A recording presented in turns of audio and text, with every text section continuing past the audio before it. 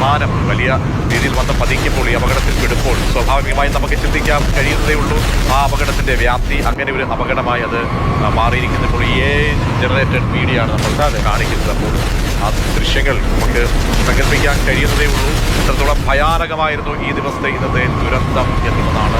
ആ ദുരന്തത്തിന് ശേഷമുള്ള നടപടികളിലേക്കാണ് ഇപ്പോൾ ഔദ്യോഗിക സംവിധാനങ്ങളൊക്കെ നിർദ്ദേശം നൽകിയിരിക്കുന്നത്. കൂടുതൽ ആളുകളെ അവിടേക്ക് ഇപ്പോൾ പൂർണ്ണമായിട്ടും ഈ വിമാനത്താവളത്തിൽ നിന്ന് എല്ലാവരും മാറ്റി എന്ന ഇൻഫർമേഷൻ നമുക്ക് ലഭ്യമായിട്ടില്ല. അതേസമയം ഇങ്ങനെ ആംബുലൻസ് ഒക്കെ ചീറിപ്പായുന്നുണ്ട് വിമാനത്താവളത്തിൽ നിന്ന്. വിമാനത്താവളത്തിന്റെ പ്രവർത്തനം താൽക്കാലികമായി നിർത്തിവെച്ചിരിക്കുക. 90 അംഗ NDRF സംഘമാണ് അവിടെയുള്ളത്. ഇപ്പോൾ കാണിച്ചത് ഒരു പ്രതീകാത്മക ചിത്രീകരണമാണ്, റെപ്രസെന്റേഷണൽ വീഡിയോ ആണ് AI ഉപയോഗിച്ച് നിർമ്മിച്ചത്. യഥാർത്ഥത്തിലുള്ള വീഡിയോ അല്ല. ആ അപകടത്തിന്റെ രൂക്ഷത എന്താണ് എന്ന് കാണിക്കാൻ വേണ്ടിയിട്ടുള്ള പ്രതീകാത്മക ചിത്രീകരണമായിരുന്നു. ഇപ്പോൾ കാണുന്ന ദൃശ്യങ്ങൾ ഇപ്പോൾ ഉള്ളത് നേരത്തെ സംഭവിച്ച കാര്യങ്ങളുടെ ദൃശ്യങ്ങൾ തന്നെയാണ്. ലൈനറിന് ഉണ്ടാവുന്നത് ആദ്യമായിട്ടാണ്, അതും പറന്നുയർന്ന ഉടനെയാണ്.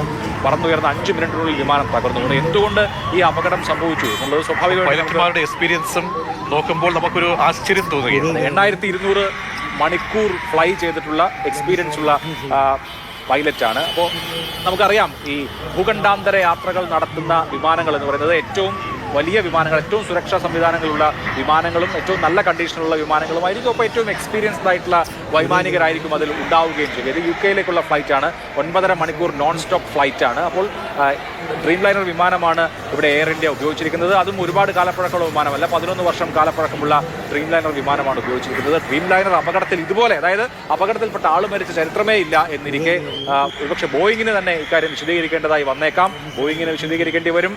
അപ്പം ടാറ്റയ്ക്ക് ഇന്ത്യൻ ഈ കമ്പനിയുടെ ഉടമസ്ഥർ, നടത്തിപ്പ് കമ്പനി ടാറ്റയ്ക്കാണ്, അവർക്ക് വിശദീകരിക്കേണ്ടി വരും. അദാനി ആണ് സർദാർ വല്ലഭായ് പട്ടേൽ എയർപോർട്ടിന്റെ കൈകാര്യക്കാർ. ഇങ്ങനെ ഇവരൊക്കെ സ്വാഭാവികമായും വിശദീകരിക്കേണ്ടി വരും എന്നുള്ള കാര്യം നിശ്ചയമാണ്. സുബ്രഹ്മണ്യം സ്വാമി പ്രധാനമന്ത്രി അടക്കമുള്ളവരുടെ രാജിയൊക്കെ ആവശ്യപ്പെട്ടിട്ടുണ്ട് BJP നേതാവ്. പക്ഷേ അതുകൊണ്ട് അഖിലേഷ് യാദവും ഇക്കാര്യത്തിൽ ഒരു ക്ലാരിറ്റി വേണം. എന്താണ് അപകടം സംഭവിച്ചതിന്റെ കാരണങ്ങൾ ഉടനടി പരിശോധിക്കപ്പെടണമെന്ന് പ്രതിപക്ഷ ഭാഗത്തു നിന്നൊക്കെ ഉള്ള സ്വരങ്ങൾ. അപ്പോൾ ഇതിനൊക്കെ മറുപടി സാങ്കേതിക പരിശോധനകൾ, വിപുലമായിട്ടുള്ള പരിശോധനകളൊക്കെ തന്നെ തയ്യാറാക്കിയ ഒരു അന്വേഷണം, കൃത്യമായ ഒരു അന്വേഷണം ഇക്കാര്യത്തിൽ സ്വാഭാവികമായും വിമാനാപകടങ്ങൾ ഉണ്ടാകുമ്പോൾ അത് ചെറുതും വലുതുമൊക്കെ ആണെങ്കിലും ഒരു അന്വേഷണം നിർദ്ദേശിക്കപ്പെടും. ആ അന്വേഷണത്തിന്റെ റിപ്പോർട്ടൊക്കെ വരേണ്ടതായിട്ട് വരും. അതിൽ സാങ്കേതിക വിദഗ്ധരുണ്ടാകും, പലവിധ ഏജൻസികളുടെ വിഭാഗങ്ങളുടെയൊക്കെ തന്നെ ഈ എക്സ്പേർട്സ് ഉണ്ടാകും. അതിനുശേഷം മാത്രമേ നമുക്ക് എന്താണ് ഇതിന്റെ കൃത്യമായിട്ടുള്ള വിവരം. പക്ഷേ ഇപ്പോൾ നമുക്ക് ദൃശ്യങ്ങൾ വെച്ച് നമ്മുടെ കൺമുന്നിൽ കണ്ട വിവരങ്ങൾ വെച്ചുള്ള അനുമാനങ്ങളിലേക്ക് പോകുകയാണെങ്കിൽ ഇത് 1:38 നിന്നും ഈ ടേക്ക് ഓഫ് ചെയ്യുന്നു വിമാനത്താവളത്തിൽ നിന്നും.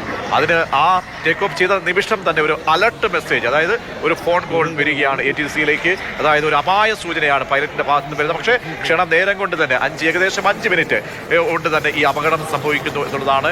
ജനവാസ മേഖലയിലേക്ക് ഇത് തകർന്ന് വീഴുന്നു. ക്ഷണനേരം കൊണ്ടാണ് നമുക്ക് ദൃശ്യങ്ങളിൽ കാണാം, തകർന്ന് തീപിടിച്ച് താഴേക്ക് പതിക്കുന്നു.